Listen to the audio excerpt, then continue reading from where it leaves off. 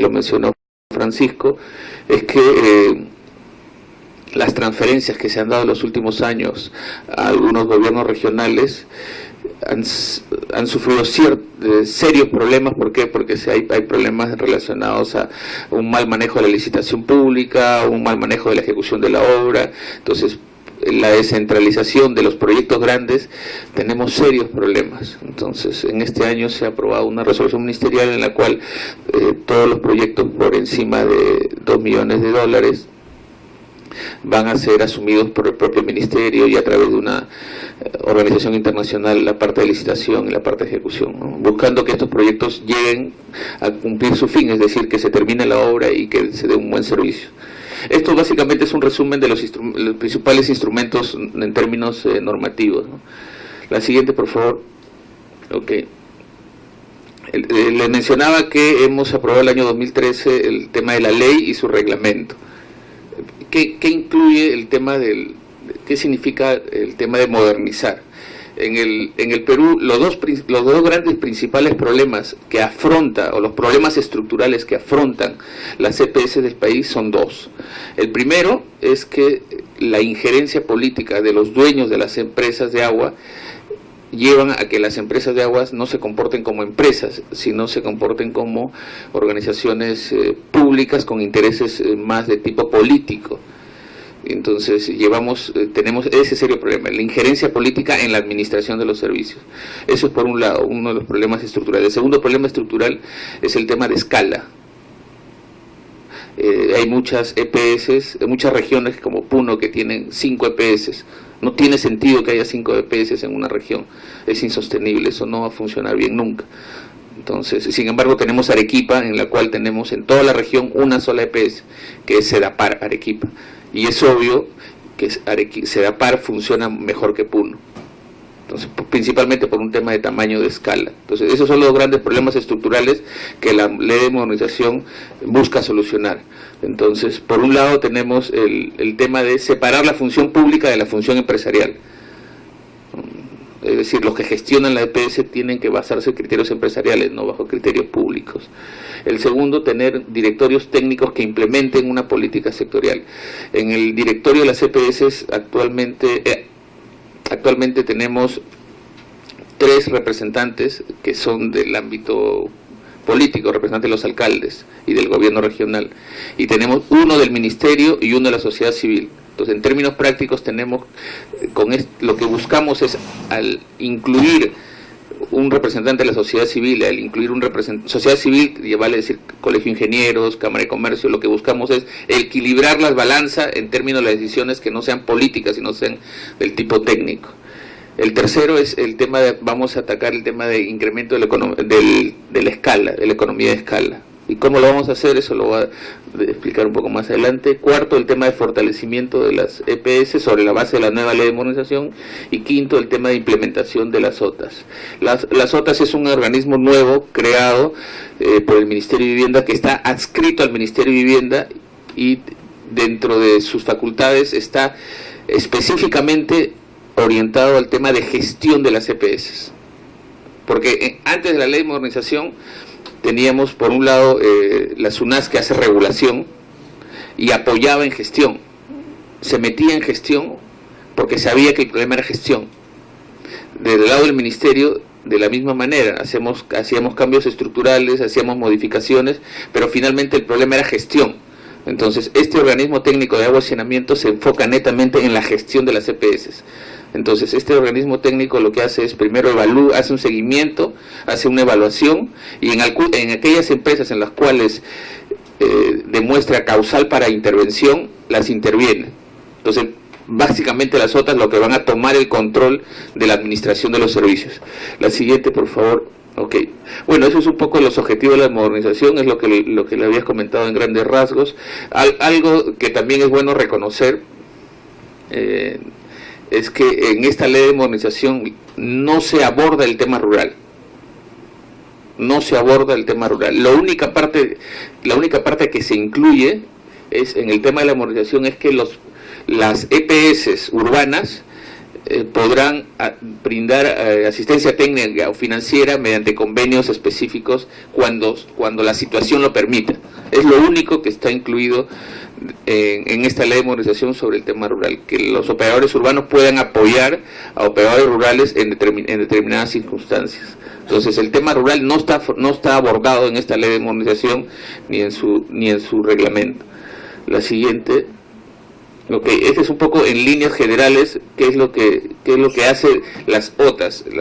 El logo que aparece en la parte superior derecha es el logo de las OTAs. Es un organismo que ya se ha creado, ya tiene su estructura orgánica funcionando. Si bien es cierto, tiene recursos limitados, pero está orientado a hacer este trabajo. Por un lado tiene el tema de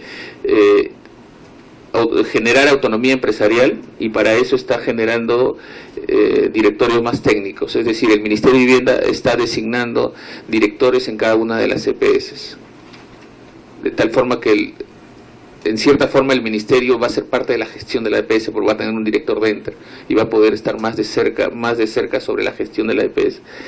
Okay. Por otro lado, las OTAs tienen la capacidad de intervenir, es decir, el régimen de apoyo transitorio es una intervención. Le hemos llamado régimen de apoyo transitorio para que no suene muy fuerte hacia la opinión pública, ¿no? Es decir, okay, pero en el fondo es una intervención, es decir, el organismo técnico de agua y saneamiento toma el control de la EPS, las acciones van a un fideicomiso, y las OTAs designan a los directores, y de estos directores designan a los gerentes, y ya está bajo el control. Actualmente existe ya una empresa que está bajo el régimen de apoyo transitorio, que es la empresa de Moquegua. Okay, la siguiente. Okay, los principales procesos de este proceso de modernización: emisión de lineamiento de cumplimiento obligatorio de las EPS, todo el tema de rendición de cuentas y buen gobierno corporativo. La evaluación de las EPS, ya se hizo una evaluación de las EPS que ha sido publicada, y más adelante vamos a ver los resultados de esa evaluación. Asimismo también tenemos la incorporación en el régimen de apoyo transitorio. Ya se hizo el inicio del régimen, falta elección de directores, falta plan de reflotamiento y falta la intervención institucional mediante un plan de reflotamiento rápido. En el tema de integración de EPS, la propia ley establece una evaluación de cuáles deberían ser las escalas óptimas a nivel nacional. Es decir, dependiendo de la región y dependiendo de la disponibilidad territorial de las poblaciones, se va a dividir el país en empresas mucho mayores, para tener claro hacia dónde deberíamos ir en términos de escala de integración. Por un lado tenemos el tema de rendición de cuentas y el tema de la participación de la sociedad civil. La siguiente, por favor. Okay. Bueno, este es un poco de las características del régimen de apoyo transitorio. La intervención podría ser hasta un máximo de 15 años. Hay una evaluación cada 3 años para ver si es que se permanece en la intervención o si regresa. Hay una incorporación progresiva. En esta primera etapa lo que se está pretendiendo es no intervenir de forma unilateral, sino que las empresas las EPS muestren su predisposición a entrar al régimen de apoyo transitorio. Entonces, para que la implementación sea de forma más gradual y no generar choque con los gobiernos regionales y los gobiernos provinciales, que son los que tienen la administración de los servicios. Okay, entonces también una vez intervenida tenemos el tema del plan de reflotamiento, y dependiendo del desempeño de la EPS se puede reingresar al tema del régimen de apoyo transitorio. Okay, y a la salida del régimen de apoyo transitorio, las acciones regresan del fideicomiso a los dueños que nunca dejaron de ser dueños, los alcaldes provinciales. La siguiente. Okay. Consideraciones en los directorios. Aquí está una descripción de cómo es que los directorios de las EPS ya no son 5 directorios representantes de los alcaldes, sino hay 2 de los alcaldes, uno del gobierno regional, uno del Ministerio de Vivienda y uno de la sociedad civil, vale decir Colegio de Ingenieros, Cámara de Comercio o universidades. Básicamente este cambio lo que busca es tener un directorio más técnico y menos político.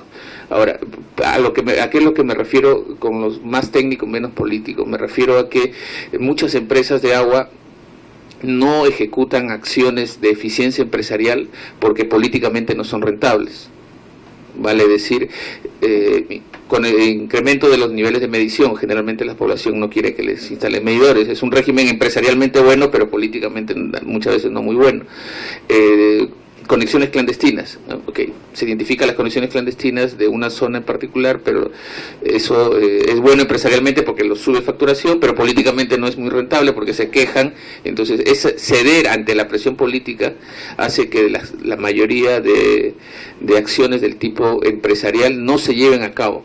Entonces, a pesar de que la propia empresa sabe cuáles son esos mecanismos para mejorar la eficiencia empresarial, el tema de la injerencia política hace que no tengamos un nivel de eficiencia empresarial razonablemente bueno. Ok, la siguiente, aspectos complementarios, el tema de fortalecimiento de capacidades de las EPS, se realiza dentro de cada EPS un plan de fortalecimiento propio. Nosotros fomentamos que exista este plan. Luego tenemos el tema de escalas remunerativas, aplicación de subsidios focalizados por pobreza. Aquí quiero detenerme un rato para comentarles el tema de los subsidios. En el sector urbano, la SUNAS establece los regímenes tarifarios y hay un subsidio orientado al consumo. Es decir, los que consumen menos pagan menos. El problema es que se dan muchas filtraciones con este mecanismo porque una persona de un estrato socioeconómico alto que vive en un departamento solo, o vive muy pocos, su consumo es bajo y recibe el mismo subsidio que recibe un asentamiento humano de 5 personas que consumen lo mismo. Ambos consumen 10 metros cúbicos y ambos reciben el mismo subsidio. Entonces existen esas filtraciones en términos del subsidio al consumo. Entonces, a partir del próximo año, a partir del 2017, SEDAPAL va a aplicar un subsidio focalizado por pobreza, ya no por niveles de consumo, sino por niveles de pobreza del usuario en particular, del usuario doméstico. Entonces, para esto, a través del Ministerio de Economía y Finanzas se tiene implementado un sistema que le llaman sistema SISFO, que es un sistema de focalización de hogares pobres, para un tema de subsidio, no solamente en agua y saneamiento, sino subsidios a nivel general de todo el gobierno. Okay, entonces también está como cuarto punto el tema de comercialización de aguas residuales tratadas. ¿Qué es lo que sucede actualmente? Antes de la ley, el agua residual tratada no se podía comercializar. ¿Por qué? Porque no se tenía establecido un costo, una tarifa, un mecanismo, y muchas veces muchas EPS tenían la posibilidad de comercializar el agua residual tratada, pero no lo hacían porque normativamente no existía reglamento que lo permita. Entonces la ley y el reglamento ya permiten comercializar estas aguas residuales tratadas. Uno de ellos son bajo 2 mecanismos principalmente. Uno es el tema de convenios recíprocos con las entidades privadas que van a recibir el financiamiento, y otro es mediante una especie de subasta, una especie de venta directa de las aguas residuales tratadas.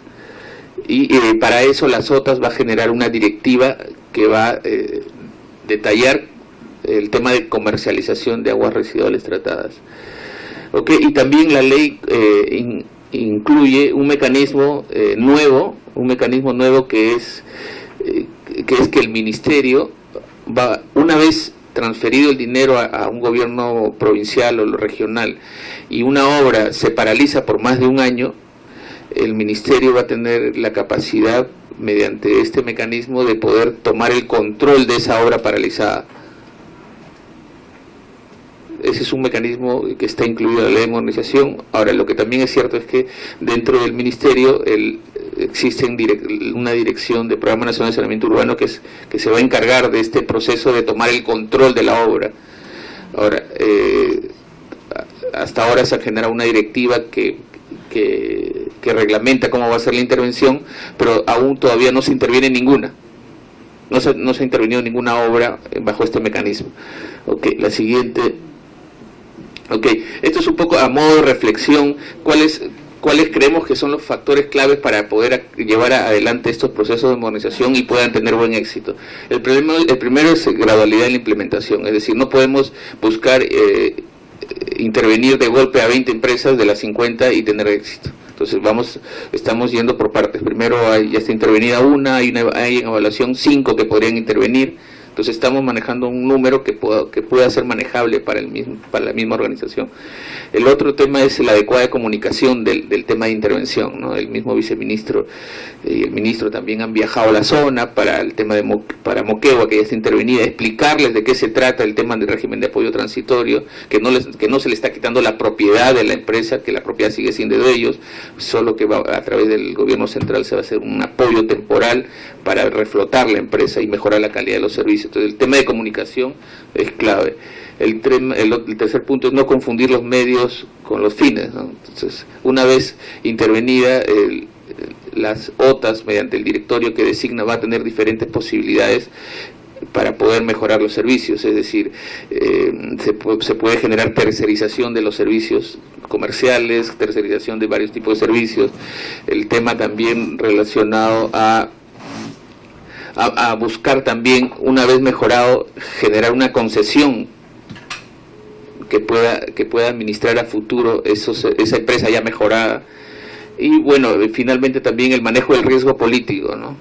O sea, llevar a cabo un proceso de tomar el control de una empresa que está en manos municipales incluye un riesgo político. Entonces, en ese riesgo político intervienen mucho los alcaldes. El primer convencido de que esto va a funcionar tiene que ser el alcalde, y tiene que estar convencido y estar aliados con la OTAS y con el ministerio para poder llevar. Una vez que el alcalde se pone para la otra acera, se vuelve muy, muy complicado. Y finalmente el tema de apoyo a los stakeholders, ¿no? O sea, tenemos por un lado la cooperación internacional, que está apoyando mucho en los temas en este tema de implementación de la ley de modernización. La cooperación alemana principalmente está apoyando muy fuerte en el tema de las OTAs. Entonces necesitamos que todos los stakeholders involucrados alrededor de esta intervención estén en la misma idea para no generar contratiempo. La siguiente. Y aquí entramos al tema de planificación, el tema de Plan Nacional de Inversiones. Es una copia de ese plan de inversiones, está en la bolsita que les acaban de entregar. Ahora, antes de entrar al tema del Plan Nacional de Inversiones propiamente, quería comentarles cómo es el tema cuál es la pirámide de planificación en el sector saneamiento. Por un lado tenemos el CEPLAN, es una planificación a nivel nacional que establece, el CEPLAN actualmente establece metas hasta el 2021, que es el año del bicentenario. Entonces tenemos por un lado el plan que lo da el CEPLAN, por el otro lado, en el siguiente nivel tenemos el Plan Nacional de Saneamiento, que es el que establece las metas a nivel nacional, básicamente en temas de agua, alcantarillado y tratamiento. No incluye residuos sólidos. Es el Plan Nacional de Saneamiento. Si bajamos al otro nivel de planificación, tenemos los planes regionales, ¿no? Tenemos 24 regiones y una provincia constitucional, entonces tenemos planes regionales. Si bien es cierto, existen 24 regiones, todavía no tenemos que las 24 regiones tengan planes regionales. Estamos en la mitad más o menos. En el siguiente nivel de planificación tenemos en la zona urbana los planes maestros. Cada EPS tiene su plan maestro que normalmente le da un horizonte de mediano plazo. Y seguimos bajando en la planificación, llegamos a los planes operativos anuales. Pues. O sea, cada EPS en particular tiene su plan operativo anual, que incluye dos planes principalmente, el plan de inversiones y el plan de operación y mantenimiento. Entonces, esa es más o menos la pirámide en términos de planificación sectorial. Entonces, la dirección que está a mi cargo tiene la responsabilidad de elaborar el Plan Nacional de Saneamiento. Entonces, el Plan Nacional de Saneamiento que tenemos actualmente aprobado es hasta el 2015. Entonces ya va a perder vigencia. Y lo que actualmente se está haciendo, se está elaborando el Plan Nacional de Saneamiento hasta el 2021. Entonces, y el plan de inversiones que tienen a la mano es un insumo para el Plan Nacional de Saneamiento. Y básicamente el Plan Nacional de Inversiones lo que busca es cuantificar cuál es la brecha de infraestructura. Ese es el objetivo fundamental del Plan Nacional de Inversiones. Cuantifica toda la parte de hardware, ¿no? Toda la parte de infraestructura. Toda la parte de software no está ahí. toda la parte de institucional, el modelamiento, cómo es que se generan los incentivos, cómo se estructura toda la parte financiera, no está ahí. Toda esa parte va a estar en el Plan Nacional de Saneamiento, que lo vamos a tener aprobado para fines de este año. Ok, entonces lo que le voy a comentar aquí un poco es cómo se elaboró el Plan Nacional de Inversiones. Por un lado tenemos, primero se hizo un análisis de la población y las coberturas, se determinó cuál era la brecha de cobertura y asimismo también se determinó costos per cápita que luego llevaron a, juntamente con la brecha de coberturas, calcular la población que faltaba coberturar y también los costos per cápita relacionadas a la población que faltaba coberturar. Se hizo el conjunto y sale la demanda de inversión. Y finalmente tenemos el Plan Nacional de Inversiones, que va a ser el insumo para el Plan Nacional de Saneamiento que está en elaboración. ¿Ok? Entonces, ese es un poco el marco general de la propuesta metodológica en tema del Plan Nacional de Inversiones. La siguiente, por favor. Uy, se fue la...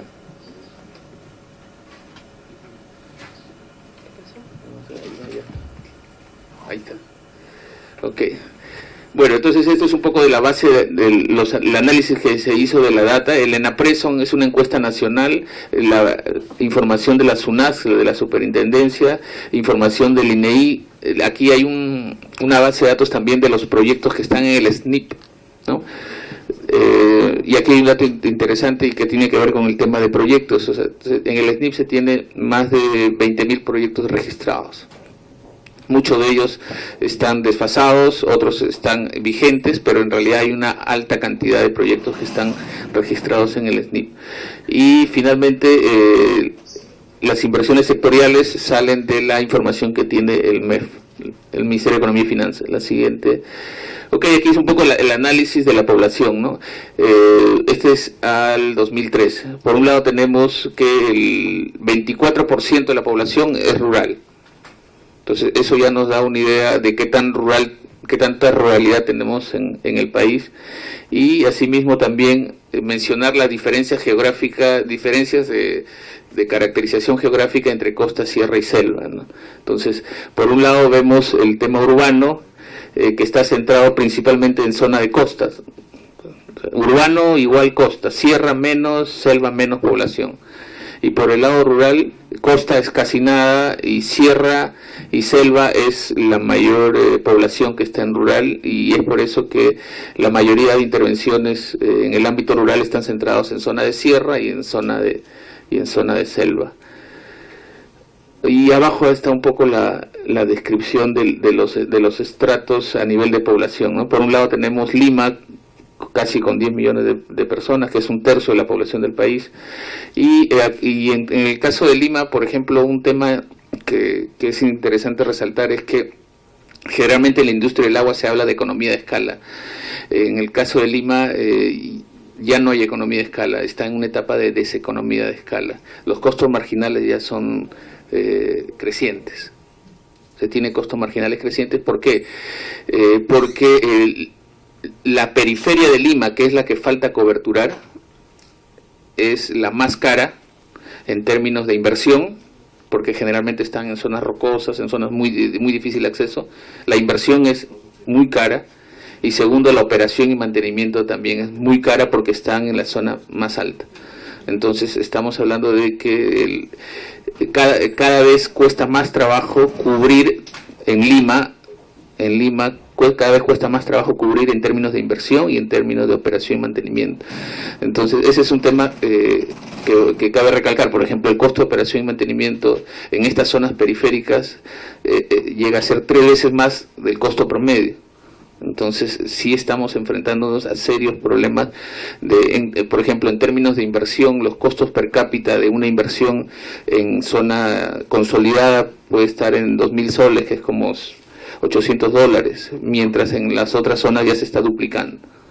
Entonces estamos hablando que la inversión que falta en la zona periférica es el doble en términos de inversión y el triple en temas de operación y mantenimiento, lo que hace más complicado cubrir la brecha en Sedapal, a pesar de que en Sedapal tenemos ya coberturas bastante altas que van por el 92-93%. Entonces ese 7% que falta va a ser bien duro. Okay. Más un tema adicional.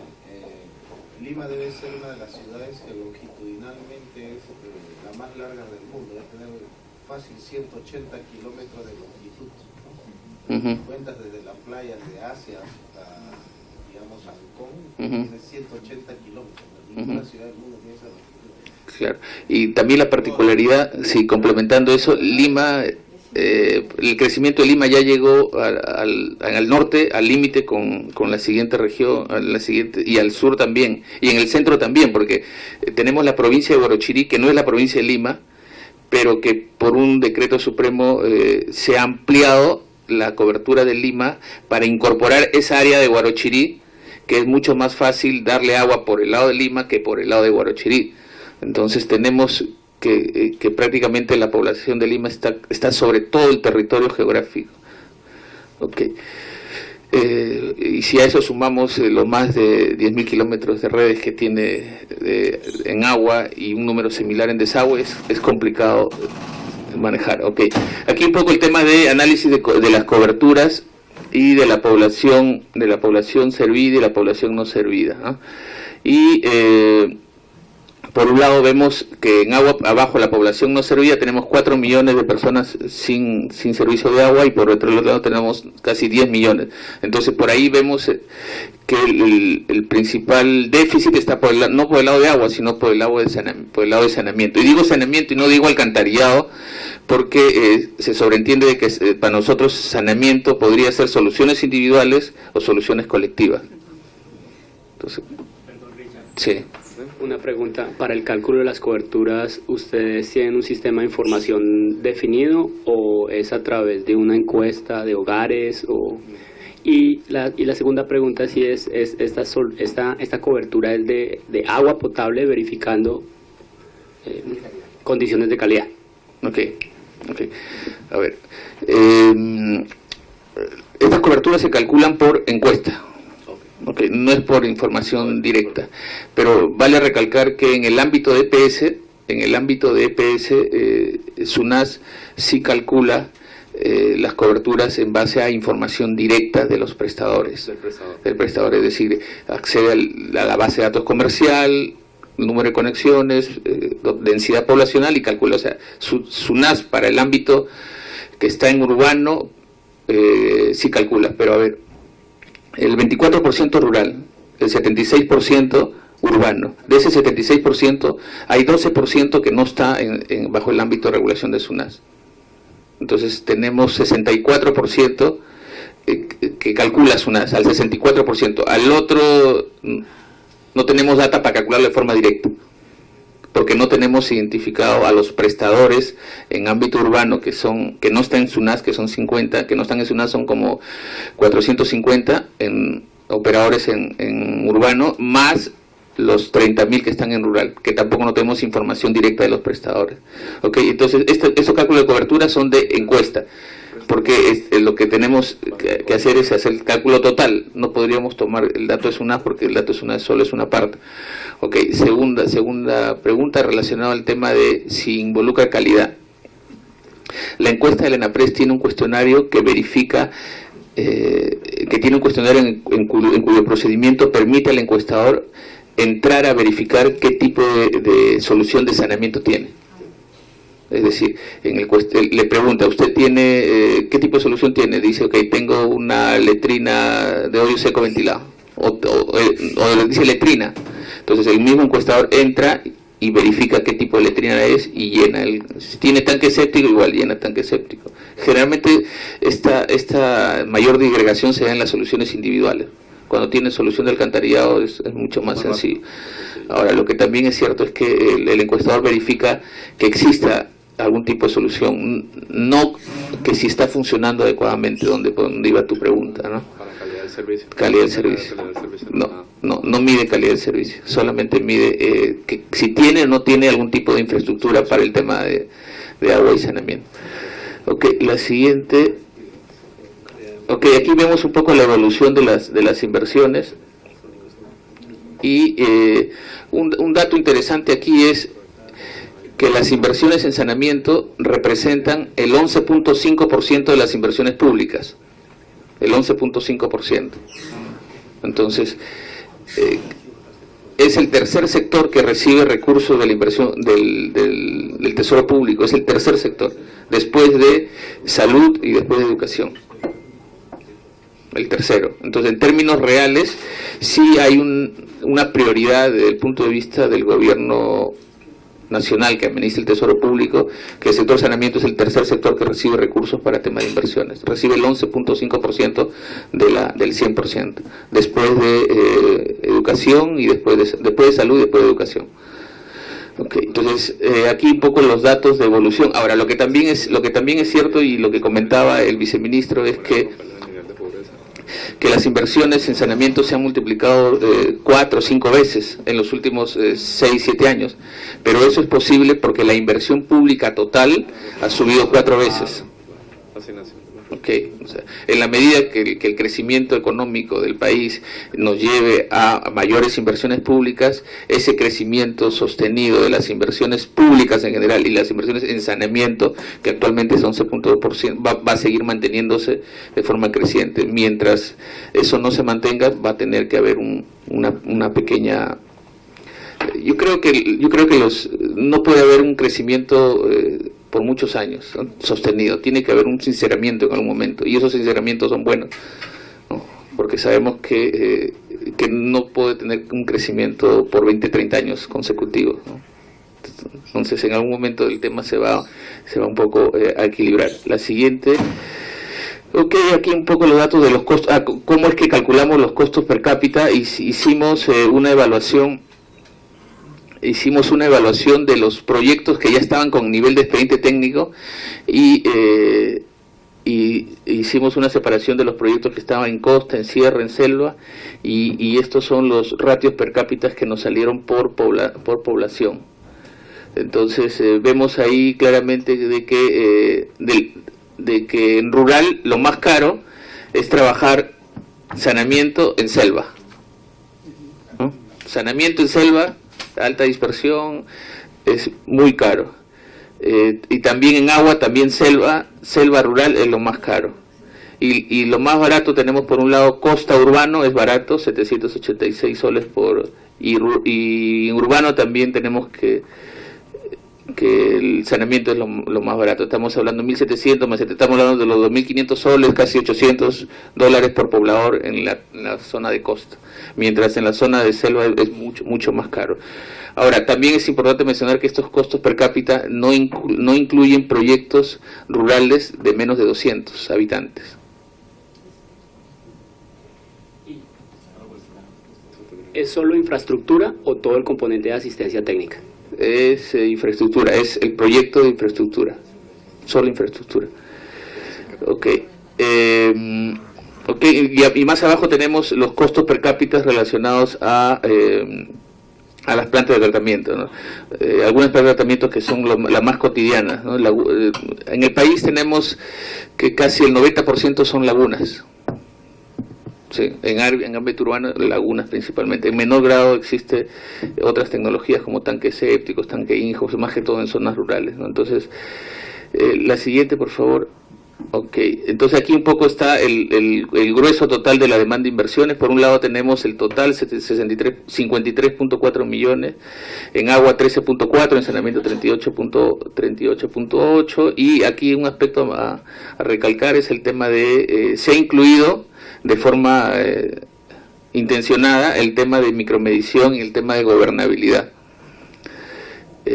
¿Por qué micromedición? Porque tenemos zonas como Ica en las cuales tienen 0% de medición y tienen una dotación per cápita de 500 litros habitante día. Entonces sabemos que eso es insostenible, ¿no? O sea, están consumiendo el doble o el triple de agua que deberían consumir, y eso se debe a que no tienen micromedición. Entonces, si nos fijamos los niveles de micromedición que tenía Sedapal hace 10 años, tenía 30%, ahorita tiene 80%. La dotación per cápita en Sedapal está en 230. Entonces, en la medida que la micromedición mejore, el racionamiento del consumo del agua va a mejorar. Entonces, y eso es lo único que se requiere para eso es solamente 200 millones. Digo únicamente, a nivel nacional solamente se requiere 200 millones de soles para cubrir la micromedición a nivel nacional. de los 53.4, entonces estamos hablando menos del 0.1%, y la repercusión que puede tener la micromedición en la mejora del servicio es bastante alta. Okay. La siguiente. Ok, aquí un poco del panorama general, y eso tiene que ver con el tema de cómo se llegó a los cálculos. Por un lado tenemos el censo se realizó el año 2007, hasta la fecha no hay ningún censo, los otros datos son de encuestas. Por el otro lado tenemos el ENAPRES, que es una encuesta que se hace año a año con los datos del 2013. De ahí calculamos la población no servida, la población servida, los costos per cápita, y eso nos llevó a verificar las inversiones sectoriales y finalmente hacer el cálculo de cuánto se requiere por inversiones. Ahora, un aspecto importante a mencionar es el tema que los costos van variando dependiendo del centro poblado o de la habilitación urbana que se vaya a cubrir. Entonces, hemos tenido cuidado de hacer rangos de evaluación para los proyectos. Es decir, en los costos per cápita hemos diferenciado costa, sierra y selva, y también hemos diferenciado poblaciones por encima de 50.000 habitantes, poblaciones entre 10.000 y 50.000, entre 10.000 y 2.000, y 2.000 ya deja de contar, de 2.000 de abajo ya pasa a ser rural. Y ahí tenemos dos estratos, de 200 a 2.000, que son la mayoría de proyectos que hemos evaluado, por no decir todos, y menos de 200 que es disperso. Entonces vemos que en la medida que va bajando los costos se van incrementando, ¿no? Okay, y de hecho que coberturar a la zona rural dispersa va a costar mucho más que el promedio que está ahí, ¿no? Porque ese promedio que está ahí no está calculado, no hay proyectos rurales dispersos evaluados en esos costos per cápita. La siguiente, y creo que eso es todo. Ok, muchas gracias, lamento haberme extendido un poco en el tiempo, pero bueno, muchas gracias.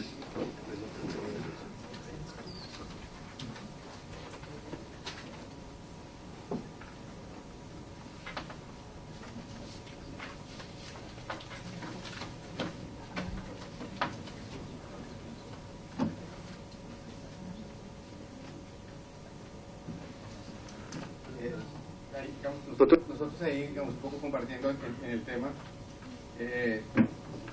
no hay como un plan general, digamos, de inversiones. Ustedes han llegado a un nivel de detalle que es importante, digamos, frente a... Y el manejo de información, al igual que otros países, es un problema. Estamos basados en el censo, en encuestas. En encuestas que digamos tienen un nivel de representatividad, pero no es el detalle, digamos, y alguna información de prestadores, digamos, que es clave porque ellos tienen el número, digamos, de usuarios. Pero por ejemplo nos pasa en Medellín uno piensa que EPM, que es, digamos, una gran empresa, presta al 100% del municipio. Y cuando uno se va al municipio se da cuenta que ellos llegan hasta que hay un porcentaje de 4 o 5% que no son cubiertos por esta empresa, sino que tiene que ser el municipio de manera directa o con las organizaciones comunitarias, que es un tema y que están fundamentalmente en esas zonas como Lima, en que es muy difícil, digamos, o por técnicamente o porque geográficamente es muy complicado o muy costoso.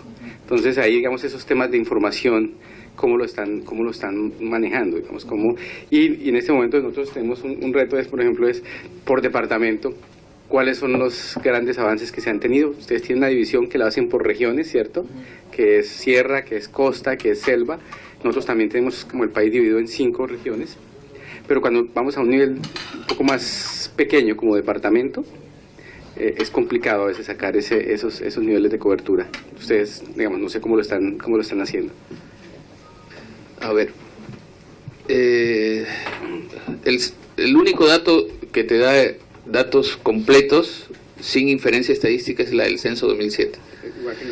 Okay. Lo que tenemos ahora es encuestas anuales que te permiten hacer una inferencia estadística únicamente a nivel de región. Okay.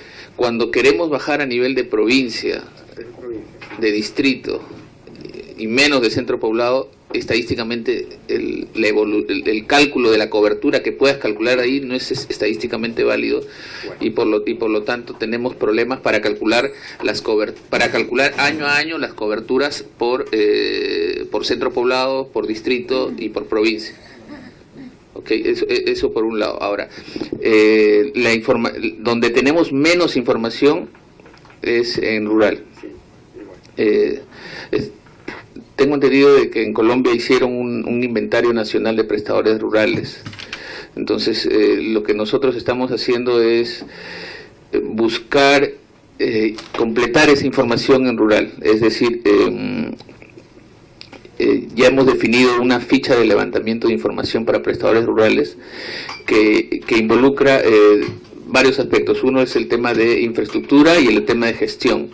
Y por otro lado también una ficha para levantamiento de información de áreas técnicas municipales, que la área técnica municipal es la que le da soporte a los prestadores rurales. Entonces, digamos que estamos en una etapa en la cual ya tenemos diseñados los instrumentos para levantar la información, y el primer paso que estamos teniendo es levantar información en 4.500 centros poblados rurales a través del MIDIS. El MIDIS está haciendo, y de repente es un tema que les podría interesar conocer, es la iniciativa del viceministro y de los dos viceministros de MIDIS y del Ministerio de Vivienda.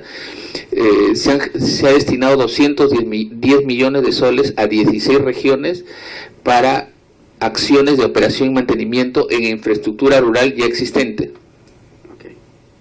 210 millones de soles para operación y mantenimiento, para acciones de operación y mantenimiento, porque sabemos que mucha infraestructura rural no funciona por un tema de operación y mantenimiento, es decir, incluye temas como dosificación de cloro, como cambio de válvulas, como resana de reservorio, todas acciones pequeñas que pueden llevar a retomar una infraestructura que ya está instalada. Entonces, y esto se va a ejecutar mediante núcleos ejecutores. El MIDIS es el Ministerio de Inclusión y Desarrollo Social. Ok. Suena software también. Entonces, Sí, suena software. Yo pensé que era... Nosotros hablamos nuestras siglas. Igual que nosotros también. Y tenemos... Entonces, digamos, yo identifico varias cosas, digamos, pensando no solo en la reunión de ahora, sino como compartir temas de manejo de información, digamos, de experiencias de cómo tenemos casi la misma problemática en términos de poder generar datos, digamos, con un nivel de desagregación más amplio que por regiones. Y tocando, digamos, ese es un punto y creo que podríamos tratar de mirar de manera un poco más detallada en estos días, si nos van a acompañar, qué elementos podríamos intercambiar frente a eso. Lo otro que estaba viendo era frente al tema de saneamiento de vertimientos, el proyecto que tienen en Titicaca.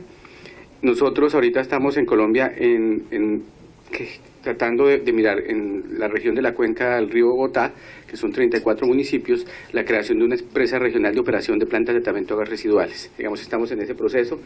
La otra semana tenemos reunión con alcaldes, digamos, porque esto es una venta también con ellos. Hay ciertas características particulares, pero eso sería, digamos, la primera vez que Colombia se hace un esquema de manejo regional de tratamiento de aguas residuales de 34 municipios, de los cuales 10 están en proceso, digamos, de construcción, y los otros están con plantas que están en infraestructura, muchas con problemas de operación. Y esto pues está asociado también a un tema tarifario. Entonces yo creo que ahí, digamos, podemos generar un punto también de contarles en qué vamos, hacer los contactos con la gente de la región y mirar, digamos, esa experiencia, cómo se puede capitalizar. Si me permite, hay otros temas que también estamos desarrollando y nos interesaría también conocer, como es el tema de las políticas de rural. Ustedes ya lo tienen aprobado, están en etapa de implementación, están monitoreando. Eso por un lado, el tema de políticas en tema rural, y el otro tema que se me olvida, el tema de nosotros estamos por aprobar unas normas técnicas para diseño de sistemas de agua en zonas rurales. Ustedes tienen ya un instrumento aprobado de hace unos cuantos años, y esos instrumentos estamos en la misma línea, digamos, y nos gustaría recibir un feedback sobre lo que estamos haciendo. Es perfecto. Y digamos, ahorita nosotros estamos en una coyuntura política de plan de desarrollo, digamos, cada presidente llega, estructura un plan de desarrollo para los próximos 4 años y logramos incluir dentro de esta ley unas normas que, digamos, para desarrollar esquemas diferenciales en zonas rurales, difícil gestión, digamos que nosotros tenemos en el país una regulación para el tema, digamos, tarifaria de acueducto alcantarillado basado en unas metas y demás que son estándar, digamos, en términos de las metas. La metodología puede que sea más sencilla para grandes y menores, y lo que pues es un país, igual que de muchas regiones que requieren esquemas diferenciales. Entonces vamos a tener un reto importante para poder desarrollar este año una reglamentación para esas zonas en que los mercados no funcionan por economías de escala, en que son zonas en que tenemos problemas de interconexión de cualquier tipo, digamos, aún para los temas de energía. Entonces, digamos, veo que ustedes también han hecho unos desarrollos, digamos, desde la norma y desde algunos proyectos que podemos también tratar de intercambiar. Entonces, creo que se quedan, digamos, como varias tareas, y es poder, digamos, Juan Manuel, digamos, que es la persona que me ayuda con los temas de información, definir qué podemos enviarle y qué podrían recibir de ustedes también, e ir avanzando en ese proceso. Muchas gracias.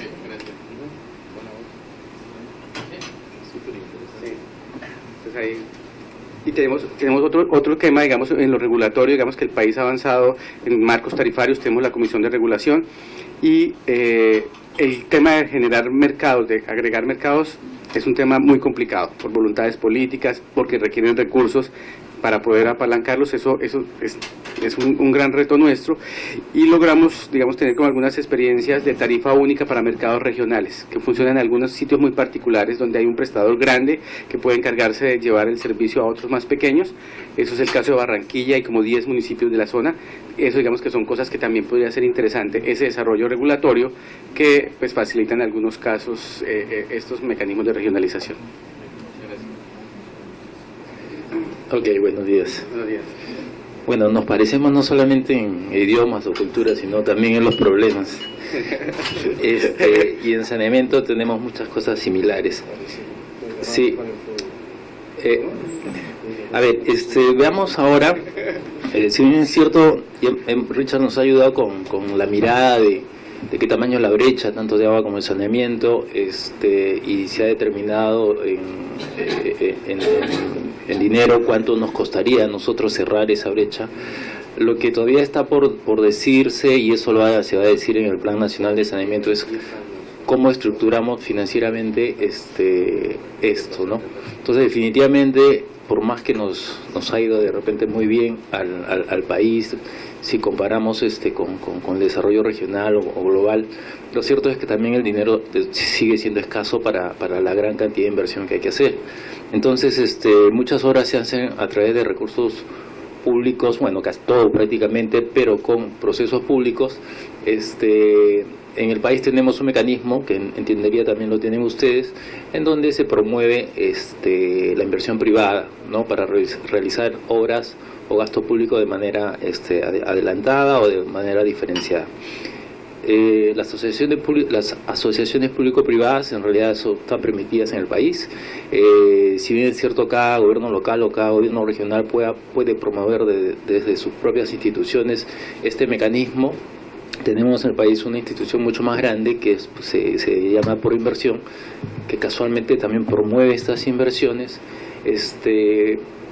y para proyectos con ciertas características, ¿no? Por ejemplo, si son proyectos regionales en donde hay involucrado más de una región, pues lo conduce Proinversión, ¿no? Si tienen un monto determinado o están por encima de ello, los conducen Proregión. Y eventualmente, si los gobiernos locales o regionales, quizá por la complejidad de la propuesta del privado, sea conducido a través de Proinversión, también puede ser esta entidad que finalmente conduzca el proceso, ¿no?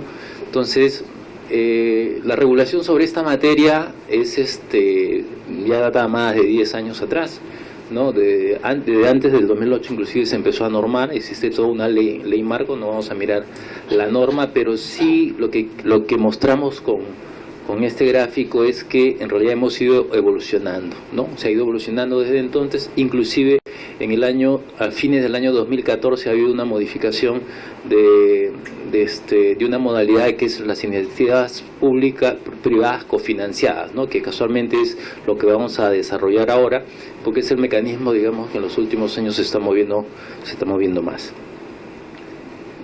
Si tienen alguna pregunta, por favor, en cualquier momento me interrumpen y podemos absolverla. Perdón. Sí. La competencia de garantizar la prestación de los servicios en Perú es de las municipalidades, de los gobiernos regionales, o es de... Y si se giran desde el gobierno nacional transferencias a los municipios para cumplir con sus competencias. O sea, si los 2.600 millones de bolívares son la única fuente de financiación, o existen adicionalmente a eso transferencias a los municipios. Estás en Venezuela, Bolívar. Perdón, de soles, de soles. No hay problema. Sí. A ver, hemos visto el plan nacional nos dice que para cerrar la brecha necesitamos 53 mil millones de soles, que eso equivale a 17 mil millones de dólares.